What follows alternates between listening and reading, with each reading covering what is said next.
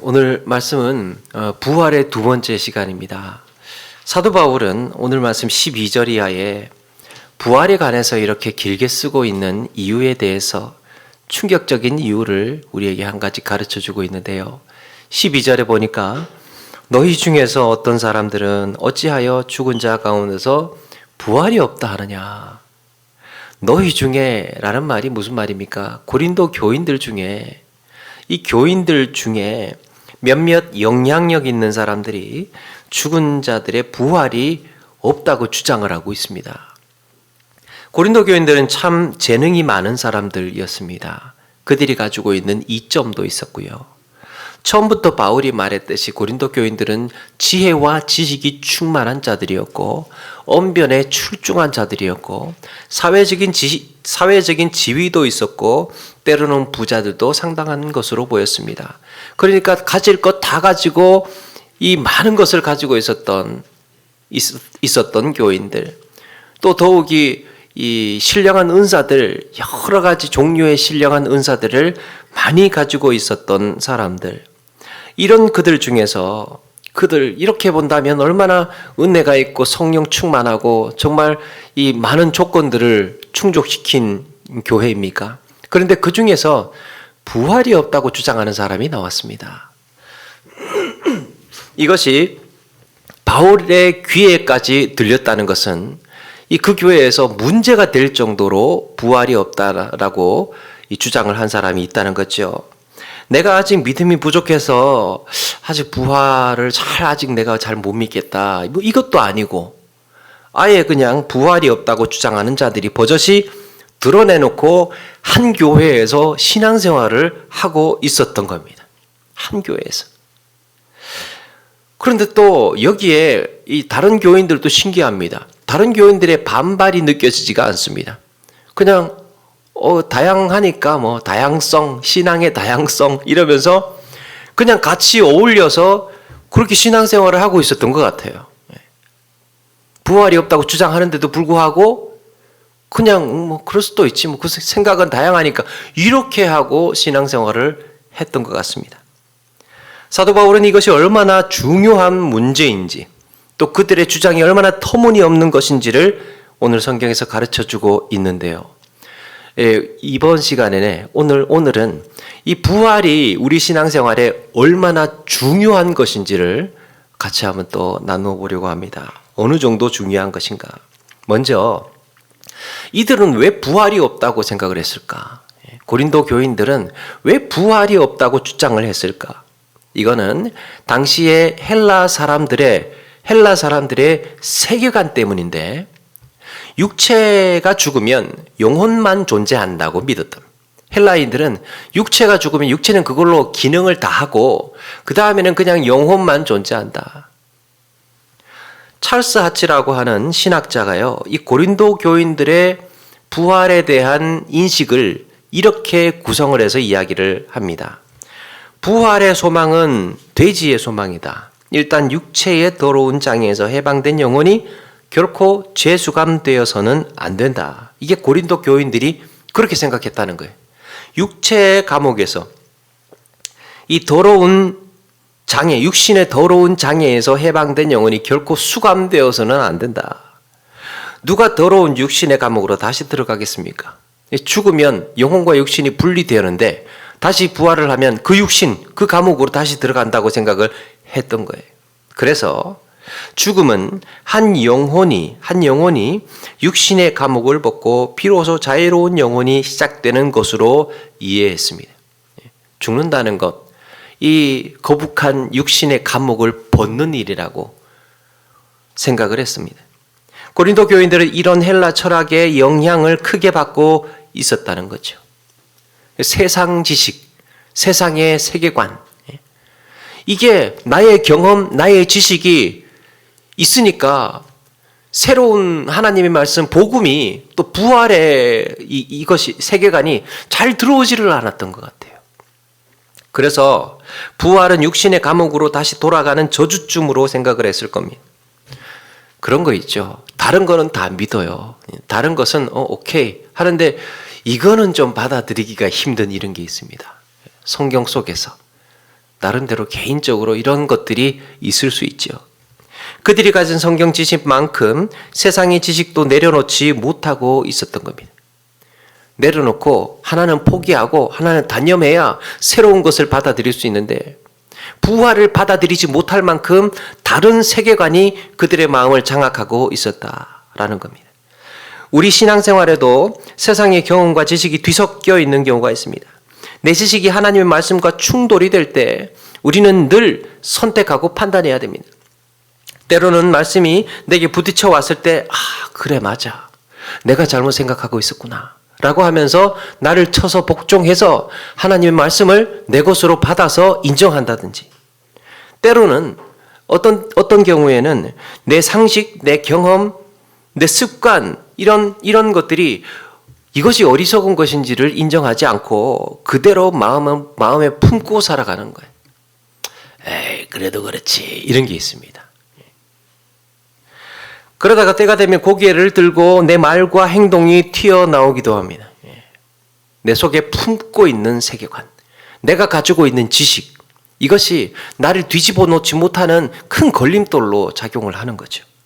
이때 그리스도인의 삶의 모순이 등장합니다. 모순이에요, 모순. 믿는다고 하면서 왜 이런 생각을 또 가지고 있느냐. 물론 우리가 아직 약해서 성숙하지 못해서 믿음이 부족해서 그렇다 할 수 있지만 고린도 교인들이 죽은 자 가운데에 부활이 없다라고 하는 것은 이건 여간 심각한 문제가 아니었습니다. 그렇다면 신앙생활에서 죽은 자의 부활이 없다고 만약에 가정을 한다면 어떻게 되는 걸까? 오늘 말씀에 계속해서 운율상 반복적으로 나오는 표현이 그리스도의 부활이 없다면 어떻게 되는지, 부활이 없다면, 다시 살아나지 아니하셨다면 어떻게 되는지를 계속해서 반복해서 말씀하고 있습니다. 첫 번째, 죽은 자의 부활이 없다고 하는 것은 그리스도의 부활을 부정하는 것이 됩니다. 죽은 자의 가운데에 죽은 사람들이 부활이 없다라고 하면 그리스도의 부활을 부정하는 것이 된다는 거예요. 13절에 보니까 만일 죽은 자의 부활이 없으면 그리스도도 다시 살아나지 못하셨으리라. 만약에 죽은 자 가운데 부활이 없다, 죽은 자 가운데 부활이 없다라는 명제가, 이 보편적인 진리가 성립되려면 죽은 자 가운데서 살아난 케이스가 단 한 번도 없어야 된다는 말이에요. 죽은 자 가운데에 이 부활이 없다라는 말이 되려면 부활한 사람이 하나도 없어야 그 말이 되는 거 아닙니까? 그런데 그들에게는 부인할 수 없는 분명한 사건 한 가지가 있습니다. 그게 예수 그리스도의 부활이에요. 예수 그리스도의 부활. 이미 바울은 앞에서 그리스도의 부활을 목격한 수많은 증인들을 소개했습니다. 너도 봤고 나도 봤고 예수님의 12제자도 봤고 많은 사도들도 봤고 예수님의 그 형제 야고보, 유다 이 형제들도 봤고, 그리고 심지어는 500여 형제들에게 예수님의 부활을 두 눈으로 보았습니다. 그 중에 대다수가 아직도 살아있다는 거예요. 그래서 고린도 교인들은 예수님의 부활만큼은 부정할 수가 없었습니다. 이렇게 증인들이 차고 넘치는데 누가 부정을 하겠습니까? 이렇게 증인들이 넘쳐나는데, 그러면 이렇게 주장할 수 있을 거예요. 고린도 교인들은 이렇게 말할 수 있죠. 예수님은 하나님의 아들이니까 부활할 수 있겠지. 사람은 안 돼. 예수님이니까 부활할 수 있지. 사람은 부활할 수 있나? 그거하고 이거하고 다른 거다. 이렇게 주장할 수 있겠죠. 예수님께서 부활하실 수 있을지 모르지만 어떻게 사람이 부활한다는 말이냐? 사도 바울은 만약에 그렇게 생각한다면, 만약에 너희들이 그렇게 생각을 한다면 예수님이 오히려 부활하실 필요가 없다, 그 말하고 있는 겁니다. 너희들이 그렇게 생각을 하는 거냐? 그러면 예수님은 왜 부활하셨느냐? 그걸 반문하고 있는 거예요. 그렇게 주장한다면 예수님이 왜 사람이 되셨으며 왜 십자가에 죽으셨으며 100번 양보해서 예수님께서 부활 없이 단순하게 십자가에 죽으셨다면 어떻게 됩니까? 그냥 너희들의 말처럼 영혼으로 해서 영혼으로 그냥 하늘로 올라가시면 되지 왜 사람의 육신을 입고 다시 부활을 하셨느냐는 거예요. 왜 예수님께서 육신으로 부활하셨느냐? 그 부활이 죽은 자의 부활을 보증해 주기 때문입니다. 보증. 이것 봐. 예수님께서 이렇게 부활하셨으니까 죽은 자 가운데서 죽은 자 가운데 부활은 있는 거야. 어떻게 알 수 있느냐? 예수님께서 부활하신 것을 보면 알 수 있다는 겁니다. 그래서 예수님의 부활과 죽은 자 가운데의 부활, 믿는 자의 부활은요, 뗄래야 뗄 수 없는 거예요. 만약에 죽은 자의 부활이 일어나지 않는다면 예수님의 부활이 있을 수가 없다는 겁니다. 이거 필요 없는 일을 지금, 의미 없는 일을 하신 거라는 겁니다. 그러니까 예수님의 부활을 보면 죽은 자의 부활을 볼 수 있다. 알 수 있다. 부활한다는 것을. 그래서 사도 바울은 예수님의 부활을 부활의 첫 열매라고 했습니다. 첫 열매가 무엇입니까? 그 다음에 열릴 열매도 있다는 얘기죠. 부활의 첫 열매. 예수님의 부활을 보면 우리의 부활을 알게 된다. 예수님의 부활이 보증이다. 그 이야기를 하고 있습니다. 부활이 있을 수밖에 없는 거예요. 두 번째, 그들이 부활을 부정하게 되면 부활이 없다라고 한다면 사도들이 전파하는 것이 다 헛것이 되고 성도의 믿음도 헛것이 된다고 했습니다. 14절에 보니까 그리스도께서 만일 다시 살아나지 못하셨으면 우리가 전파하는 것도 헛것이요 또 너희 믿음도 헛것이며 사도행전에서 전도자들이 각지에 흩어져서 복음을 전하게 되죠. 그 복음 전하는 내용이 무엇입니까? 예수님께서 십자가에 죽으셨다가 사흘 만에 다시 살아나셨다. 그러니까 복음의 핵심은 예수님께서 살아나셨다예요. 살아나셨다를 전하러 다녔습니다. 그들이 전했던 것은 그리스도의 부활이에요. 부활. 복음이 무엇입니까? 예수님께서 살아나셨답니다. 15절에 또 우리가 하나님의 거짓 증인으로 발견되리니 라고 했습니다. 그럼 우리도 거짓말한 거네. 부활이 없다고 한다면. 그리스도를 다시 살리셨다는 증인이 거짓말한 것이 된 겁니다. 하나님께서 하라고 하신 적도 없는데 시키지도 않았는데 사도들이 목숨 걸고 꾸며서 했다는 말이냐 묻고 있습니다. 우리가 지금 거짓말한 거냐? 그들이 부활의 소식을 전한 이유가 무엇입니까? 그것이 기쁜 소식이라고 하는 이유가 있어요. 부활의 소식을 막 사마리아와 땅끝까지 생명 걸고 전한 이유가 있습니다. 믿는 자에게 영생의 부활이 있기 때문입니다. 예수 그리스도의 부활을 믿는 자에게 영생의 부활이 우리도 부활할 수 있기 때문이에요. 여러분 만약에 예수님의 부활을 믿어도 우리가 살지 못한다면 그냥 예수님만 살았어요. 우리는 살지 못해요.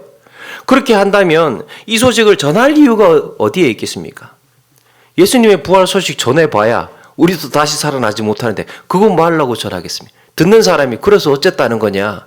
그 예수님 부활한 거 알았어. 그래서 어쨌다는 거냐? 이렇게 된다는 거죠. 예수님이 부활하셨어. 그래서 어떻게 된다는 거냐? 너희들도 부활할 수 있어. 이게 복음이죠. 이게. 너희들도 부활할 수 있어. 이게 우리에게 기쁜 소식이 되는 겁니다. 예수님의 부활이 우리의 부활이 된다는 거예요. 그걸 믿으면. 그리고 십자가에 죽으셨다가 살아나셨다라고 하는데 다시 살아나셨다라는 걸 빼면 이건 복음이 아니에요. 구원의 능력이 성립하지를 않습니다. 구원되지를 않아요. 부활이 없으면. 전파하는 것도 헛것이고 너희 믿음도 헛것이라고 했는데 이 헛것이라는 단어가요. 헛것이라는 단어가 케노스라는 단어인데 비어있는 공허한 이런 말도 되고 또 하나는 능력이 없다라는 말도 됩니다. 아무런 능력이 없다. 구원에 아무런 능력이 없는 것. 예수 그리스도께서 십자가에 죽으신 사건이 능력이 되고 복음으로 성립하려면 영생의 약속이 되려면 예수님께서 부활하셔야 말이 됩니다. 십자가에 죽으셨다가 부활하셔야 그게 능력이 되고 구원이 되고 말이 되는 거예요. 십자가 없는 부활은 그래서 빈 껍데기 복음입니다. 십자가 없는 부활이 있을 수가 없고, 부활 없는 십자가는 죄사함의 능력이 없습니다. 그냥 십자가만 있다. 부활은 없다. 그러면 죄사함의 능력이 없습니다. 그래서 예수 그리스도의 십자가와 부활은 하나의 세트로 되어 있는 하나의 복음인 거예요. 십자가와 부활. 십자가라는 원인과 부활이라는 결과가, 원인과 결과가 이 영원한 생명의 근거라는 것입니다. 십자가만 있는 것이 아니고 부활이 있어야 이 십자가가 의미가 있고 능력이 된다는 거예요. 좀 극단적인 표현으로 누군가 만약에 예수님 말고 어떤 사람이 내가 인류를 위해서 죽는다라고 하면서 이제 만약에 스스로 뭐 어떻게 죽든지 어떻게 죽었다고 해보자고요. 어떤 사람이 죽었어요. 그렇게 선언해서 죽으면 내가 너희들을 위해서, 너희들을 구원하기 위해서 내가 죽는다라고 해서 죽었다 친다면 그 사람이 내가 구원받았는지, 정말 나를 위해서 죽었는지, 거기에 구원의 능력이 있는지 우리는 알 길이 없습니다. 세상에 수많은 신과 교주가 있어 왔지만 그들은 피 한 방울도 나를 위해서 죽지를 않았습니다. 여러분, 우리가 아는 바와 같이 죽음이라는 건 이 인간이 살아가는 삶에 있어서 죽음이라는 것은 세상에서 가장 진지한 행위예요. 가장 진지하고 숭고한 사건입니다. 이거는 뭔가 비유할 수 없는 가장 진지한 사건이에요. 죽는다는 것. 이 엄중한 사건. 그래서 누군가를 위해서 죽는다, 목숨을 건다라는 것, 참 이게 정말 쉬운 일이 아닙니다. 목숨을 건다. 우리는 가끔 그런 거 보잖아요. 난 널 위해 죽을 수도 있어. 널 위해 죽을 수도 있어. 이런 이야기 잘 가끔 하지 않습니까? 근데 그러면서도 이제 정작 때가 되면 죽을 수도 있어 했다가 정작 때가 되면 잠깐만 말이 그렇다는 거지. 그만큼 사랑한다는 얘기야 이러면서 한 발 물러나고 뺏기가 쉽죠. 진짜 그렇게 하기는 정말 쉽지 않습니다. 그런데 예수님의 부활을 목격한 전도자들은 예수님의 부활에 목숨을 걸었습니다. 부활에 목숨을 걸었어요. 그리고 이 부활을 목격한 사람들이요, 다 순교합니다. 다 순교. 제가 수요일에 말씀드렸지만 만약에 이들 중에 한 사람이라도 부활을 부정했다면 복음의 신빙성이 떨어지는 거예요. 그렇지 않습니까? 그 중에 한 사람이라도 단두대에 놓였을 때 잠깐만 가만 생각해 보니까 제가 잘못 본 것 같아요. 예수님이 부활하신 게 아니라 그냥 환상인 것 같아요. 환상. 이렇게 이야기를 했다면 이 반대 증인이 하나 생산되는 거잖아요. 나머지 증인들이 이후에 아무리 부활의 증거를 해도 반대 증인 한 사람 때문에 누가 예수님의 부활을 믿어주겠습니까? 이미 실토했어. 양심 고백했어. 너희들이 말하는 게 거짓말이야. 수백 명이 복음을 전하고 한다고 해도 자기 살겠다고 잠깐만 이렇게 해서 만약에 예수님의 부활 환상인 것 같다 이렇게 하면요, 이거는요 복음 전하는데 얼마나 큰 걸림돌이 되고 힘들겠습니까? 그런데 기적 같은 일, 부활을 목격한 증인들이 다 하나같이 순교를 당하면서도 그 수많은 증인들이 단 한 사람도 예수님이 부활을 부인하지 않았다는 거예요. 부인하지 않았습니다. 이것은요, 부활을 기대하지 않고는, 부활을 소망하지 않고는 할 수 없는 담력이에요. 내가 죽어도 부활한다 라는 이런 소망과 확신과 보증이 없으면 절대로 할 수 없는 일입니다. 정말 이 단두대 앞에서, 초영장 바로 앞에서 예수님의 부활을 부정한다고 한마디만 해라. 그럼 너 살려줄게.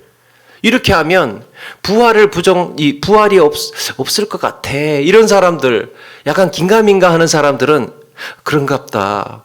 환상이라고 이야기할 수 있지만, 이 순교자들은 예수님의 부활을 목격했기 때문에 자기가 반드시 부활한다는 사실을 확신했습니다. 그래서 이들은 부활을 부정하지를 않았습니다. 그러니까 이 땅에서의 살아가는 생명, 자기 목숨을 그렇게 지키기 위해서 구차하게 거짓말하지 않았다라는 겁니다. 기적 아닙니까? 기적. 이거는요, 단 한 사람도 그런 사람이 나오지 않았다는 사실이 정말 예수님의 부활에 버금가는 기적이에요. 성령 하나님께서 그들의 입술을 주장하시고 그들의 마음을 붙들어 주시고 성령께서 함께 하시지 않았다면 불가능한 일입니다. 이것이 성령 하나님께서 친히 부활을 전하셨다는 또 증거이기도 합니다. 이런 증거를 부정하면 당연히 우리가 가지고 있는 믿음도 헛것이 되는데, 여러분, 우리의 믿음의 고백이 무엇입니까? 예수 그리스도께서 십자가에 죽으셨다가 사흘 만에 다시 살아나셨다는 것을 믿는 거죠. 우리 믿음의 내용이에요. 예수님이 죽으셨다가 살아나셨다라는 것이 믿음의 내용이고 전부예요. 전부. 우리는 이걸 믿는 겁니다. 부활을 믿는 거예요. 믿음 생활 한다라고 했을 때 뭐 믿느냐? 물론 하나님도 믿고 예수님도 믿는다라고 표현할 수 있지만 그 내용이 뭐냐? 예수님이 나를 위해 죽으셨다가 사흘 만에 살아나셨다라는 것을 믿는 겁니다. 그리스도의 죄사함은 십자가와 부활을 통한 죄사함입니다. 부활을 통한 죄사함. 따라서 부활이 없다면 인간은 여전히 죄 가운데 있습니다. 평생 죄책감 가지고 살아야 하는 거예요. 그런데 부활하셨기 때문에 하나님께서 화목의 제물을 받으시고 우리의 죄를 사하셨다는 확인, 우리의 죄를 사하셨다는 확인, 그것이 부활입니다. 부활을 보고 하나님께서 우리의 죄를 사하셨구나. 그걸 믿는 자들에게 얼마든지 구원의 은혜를 주시는구나. 부활 보면 알 수 있습니다. 세 번째, 부활이 없다면 그동안 그리스도 안에서 잠자는 자는 그들의 존재가 소멸되는 것. 18절에 보니까 그리스도 안에서 잠자는 자도 망하였으리니 그랬습니다. 그리스도 안에서 잠자는 자들이 누굽니까? 예수 믿고 죽은 자들입니다. 예수 믿고 죽은 자들. 예수님은 종종 죽은 자를 살리실 때 죽었다고 하시지 않고 잠잔다라고 표현을 썼습니다. 여러분, 잠자는 것과 죽었다라는 차이가 무엇입니까? 잠은 반드시 깨어날 것을 전제로 하고 있죠. 죽었다는 깨어나지를 않는다는 겁니다.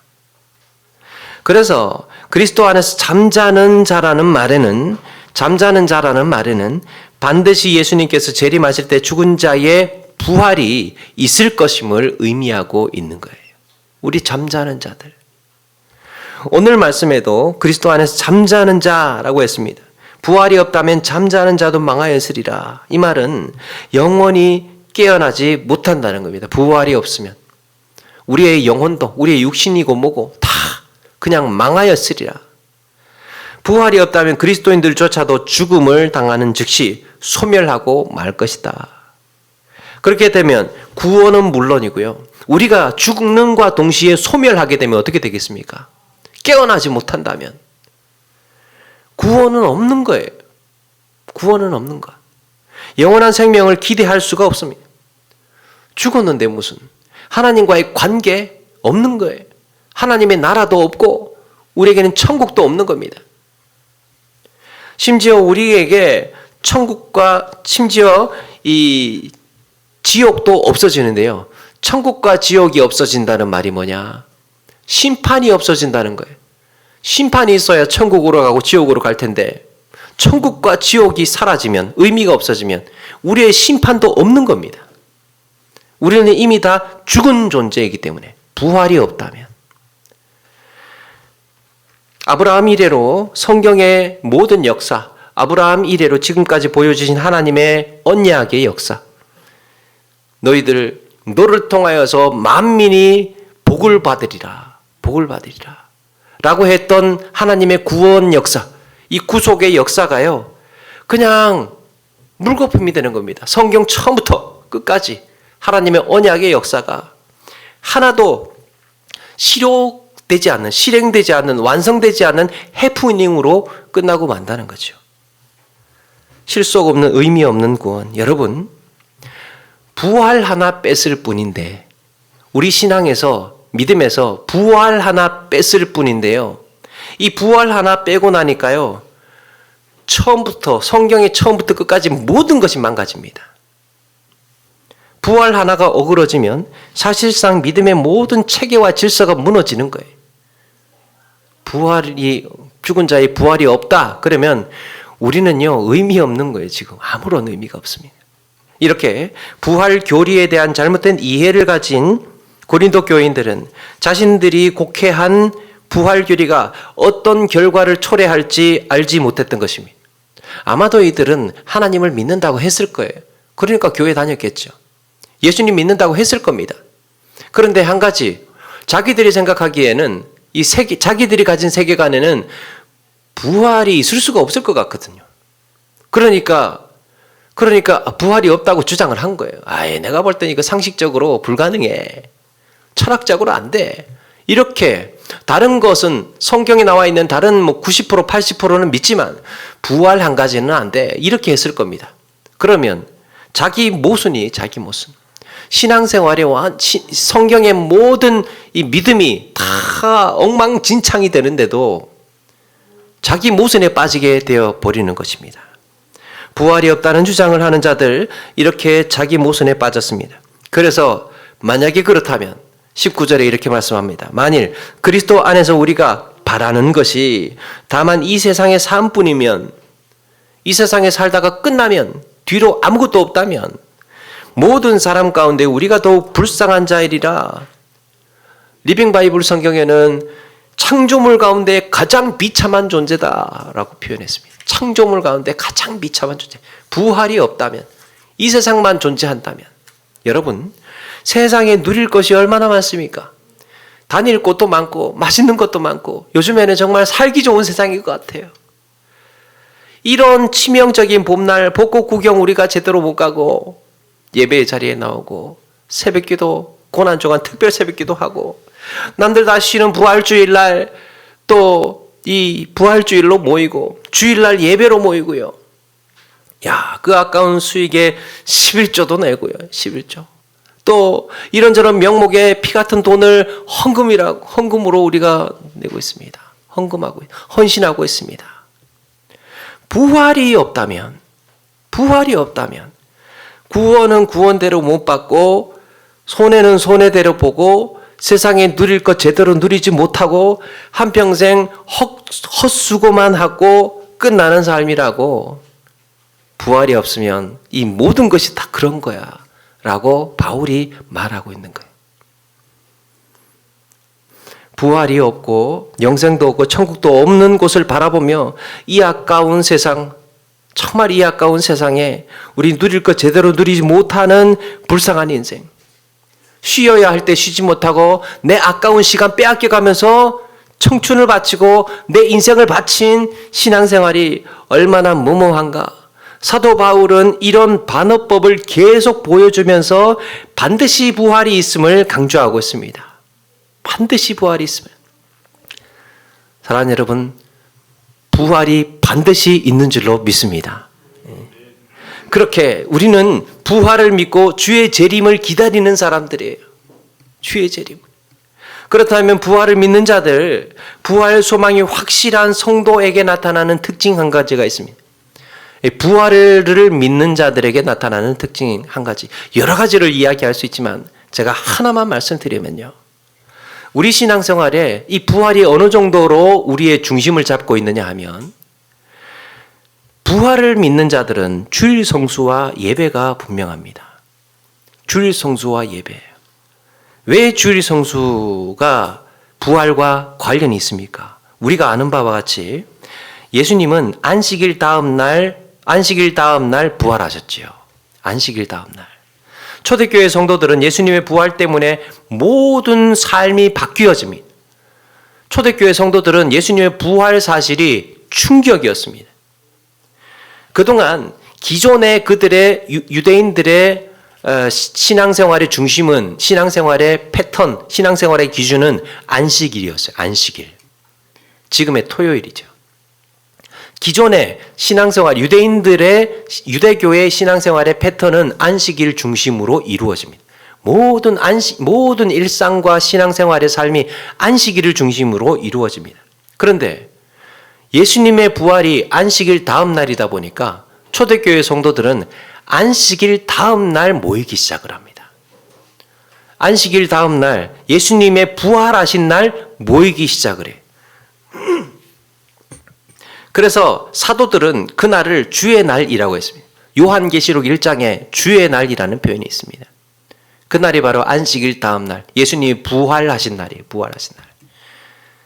자, 이전에 안식일 기준으로, 안식일 중심으로 신앙생활을 하던 유대인들, 또 그리스도인들이 이제 예수님의 부활하심으로 인하여서 예수님의 부활하신 날이 모든 신앙의 중심과 출발점이 되는 겁니다. 그게 주의 날이라고 하고, 지금은 주일이라고 하죠. 주일. 그게 주일입니다. 예수님이 부활하신 날. 그래서 우리는 일요일이라고 하지 않고 주일이라고 합니다. 부활을 믿는 사람들은요, 일요일이라는 말 쓰지 않고 주일이라고 해요. 주일. 우리 신앙의 모든 생활 리듬이 주일 중심으로 이루어져 있습니다. 주일, 부활하신 날이 우리 한 주간의 첫날인 겁니다. 한 주간의 첫날. 주일이 부활을 확신하고 부활의 소망을 가진 자들에게 있어서 삶의 기준인 거예요. 삶의 기준. 부활하신 날이 처음인 거예요. 처음. 그러니까 이 부활이 얼마나 우리에게 중요한, 이 주일이라는 게 우리에게 얼마나 무게감 있는 이 시작인지 모릅니다. 신앙생활의 처음 출발, 주일부터 한 주간을 시작하는 것. 그래서 주일날 모여서 예배하는 것은요, 부활을 기다리고 부활을 소망한다는 신앙의 고백입니다. 주일날 모여서. 주일날 이렇게 모여서 우리의 예배는 부활을 기다립니다.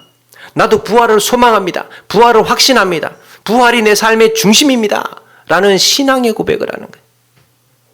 부득이하게, 요즘 코로나 때문에 부득이하게 영상 예배로 함께 하시는 우리 성도님들도 사실 주일 성수를 이렇게 하시는 거예요. 주일을 기억하는 것.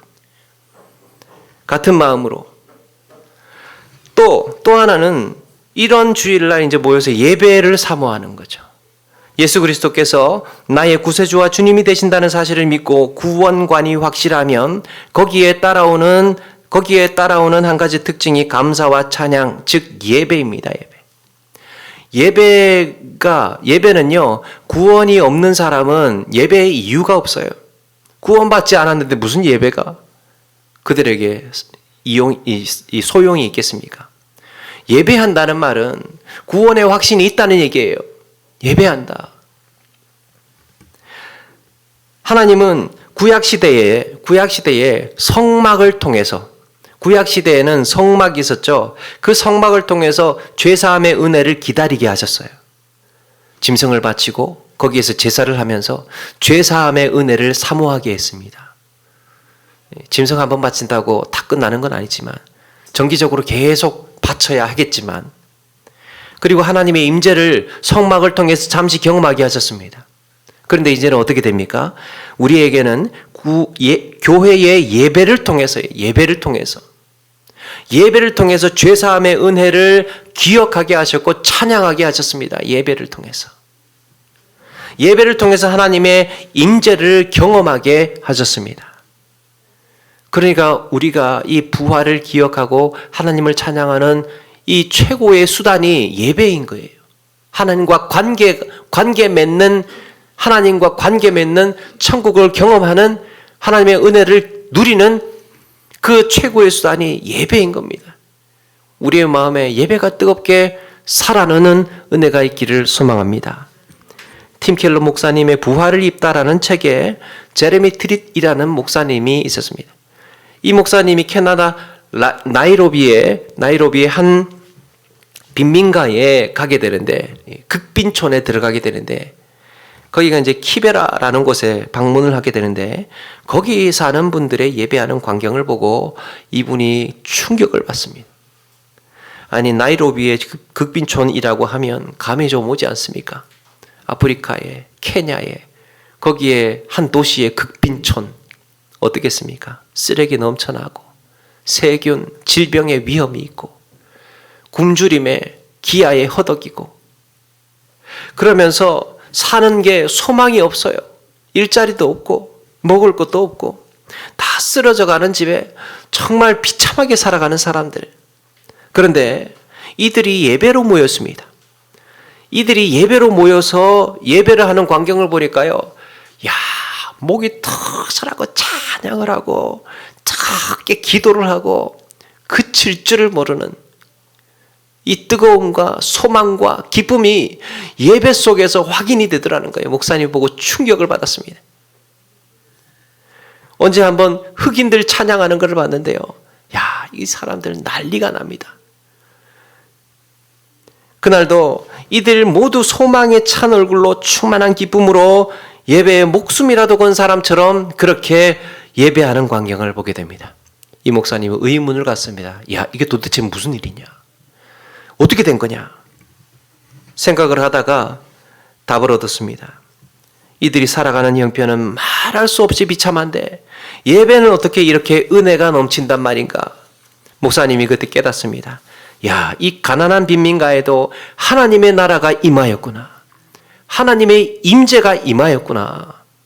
하나님께서 임하셨구나. 그들의 기쁨은요, 죄사함의 기쁨이에요. 죄사함. 죄사함의 기쁨. 육신의 감옥을 벗어나지 않아도 우리는 육신의 몸으로 살고 있어도 예수 그리스도께서 우리를 깨끗하게 하셨기 때문에 우리는 자유함을 얻었다는 겁니다. 굳이 죽어야 되는 것이 아니라 지금 내 삶의 현장에서 내가 죄사함을 얻어서 자유함을 얻었기 때문에 우리에게는 기쁨이 있다. 그리고 그들에게 소망이 있습니다. 부활의 소망. 부활의 소망. 지금은 내 삶이 이렇게 비참하고 때로는 이 삶이 참 거북하고 힘들고 고단하지만 나에게는 부활이 있다. 그래서 소망이 있어요. 여러분, 소망이 있는 사람은 죽지 않습니다. 소망이 있는 사람은 쓰러지지 않고 낙심하지 않아요. 소망이 있기 때문에. 하나님께서 이 부활의 놀라운 은혜로 우리의 인생을 이끌어 주실 것을 우리가 알기 때문에 넘어지지 않습니다. 십계명에 그래서 이 예배가 이 빈궁한 삶을 감당하고 이겨내주는 거예요. 예배가 우리의 삶에 우리의 가장 기본적인 신앙의 시작인 거예요. 신앙의 시작. 십계명에 안식일을 기억하여 거룩히 지키라. 안식일을 기억하라는 말씀이 있죠. 안식일을 지켜라. 안식일을 지키라에는 두 가지의 의미가 있습니다. 창조와 구원이에요. 안식일이라고 하면 창조와 구원 두 가지 단어 생각하셔야 됩니다. 하나님께서 6일 동안 창조하시고 천지를 창조하시고 7일째 쉬셨. 어떤 사람은 7일째 쉰 걸 가지고 하나님께서도 피곤하시구나. 6일 동안 일하시니까 얼마나 피곤하시겠어. 주일날 쉬셔야지. 이제 그 다음 7째 날에 쉬셔야지. 그렇게 해가지고 하나님도 좀 약하신 면이 있어. 천지를 창조하시고 좀 쉬셔야 된다고. 피곤하셔서 쉰 게 아니고요. 쉬어야 창조가 완성되었다는 것을 확인할 거 아닙니까? 쉬어야. 그러면 하나님이 창조하시고 그럼 7일째, 8일째 계속해서 창조하셔요? 뭔가 완성된 날이 있어야 될 거 아니에요. 끝나고 완전히 그냥 스톱, 그 작업 끝. 이게 있어야 될 거 아닙니까? 그게 7일이라는 겁니다. 7일째. 그래서 7일이라는 것은 기억하는 날입니다. 아, 창조가 완성되었구나. 창조가 다 이루어졌구나. 그게 안식일의 한 가지의 의미. 또 한 가지는 내가 너희를 출애굽시켰다. 구원했다는 거예요. 구원했다. 구원한 이 날을 너희들에게 첫날로 생각을 하고 이 안식일을 지킬 때마다 내가 너희를 이 애굽에서 구원한 것을 기억해라. 그래서 안식일 지키라입니다. 안식일이라고 하면 두 가지예요. 창조와 구원. 그런데 여러분, 이 창조와 구원이 이 부활이라는 사건을 통해서 하나가 됩니다. 왜 부활이 구원과 창조가 들어가느냐? 부활하게 되면 영적 재창조가 이루어지죠. 우리는 영적으로 재창조가 이루어집니다. 누구든지 그리스도 안에 있으면 새로운 피조물이라.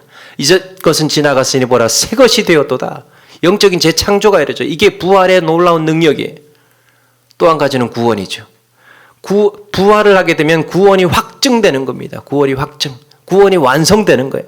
그래서 이 창조와 구원은 부활이라는 사건을 통해서 하나로 이루어져요. 이런 점에서 십계명을 오늘날의 버전으로 좀 바꾼다면, 십계명을 지금 우리의 버전으로 바꾼다면 주의를 기억하여 거룩하게 지키라 라고 할 수 있습니다. 주의를 기억하여 거룩하게 지키라. 주의를 지키는 이유가 뭐라고 그랬습니까? 부활을 기억하는 거예요. 부활의 은혜를 기억하는 것. 이렇게 믿는다고 하는 것은 부활을 믿는다는 말입니다. 부활이 내 인생의 중심, 내 삶의 기준임을 꼭 기억하시고 그렇게 부활 신앙으로 살아가시는 우리 모두가 되기를 주의 이름으로 축원합니다. 말씀을 마칩니다.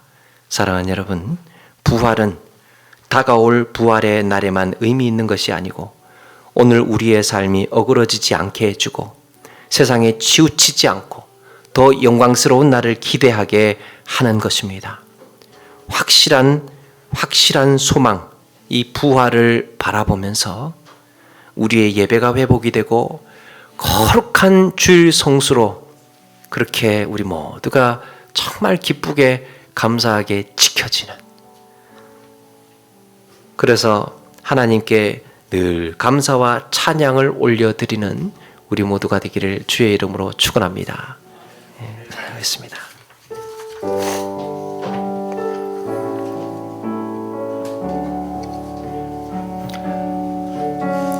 고단한 인생길 힘겨운 오늘도 예수 내 마음 아시네. 지나간 아픔도 마주할 세상도 예수 내 마음 아시네. 하루를 살아도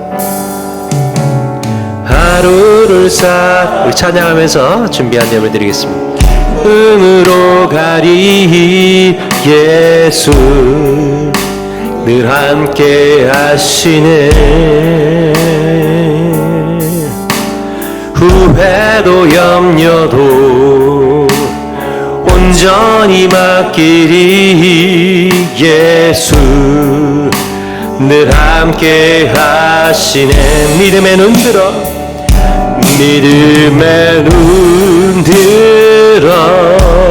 주를 보리. 또한 지나가리라.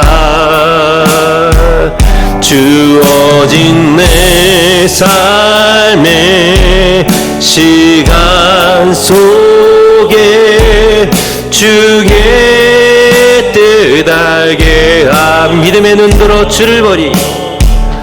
믿음의 눈 들어 주를 보리. 이 또한 지나가리라. 주어진 내 삶의 시간 속에 주의 뜻 알게 하소서. 아멘. 네, 우리 오늘 이 시간 말씀 기억하면서 잠시 한번 기도하며 나가기를 원합니다. 하나님, 우리에게 부활 신앙이 다시금 뜨겁게 달아오를 수 있도록 인도해 주시고, 우리가 살아가는 삶의 주일 성수와 또 예배의 삶이 선명하게 지켜지는 아름다운 그리스도인의 삶으로 늘 부활을 기억하고 감사하고 찬양하는 믿음의 삶으로 살아가게 해달라고 우리 잠시 한번 고백하고 주 앞에 부르짖어 잠시 함께 기도하며 나가겠습니다. 같이 한번 기도하겠습니다.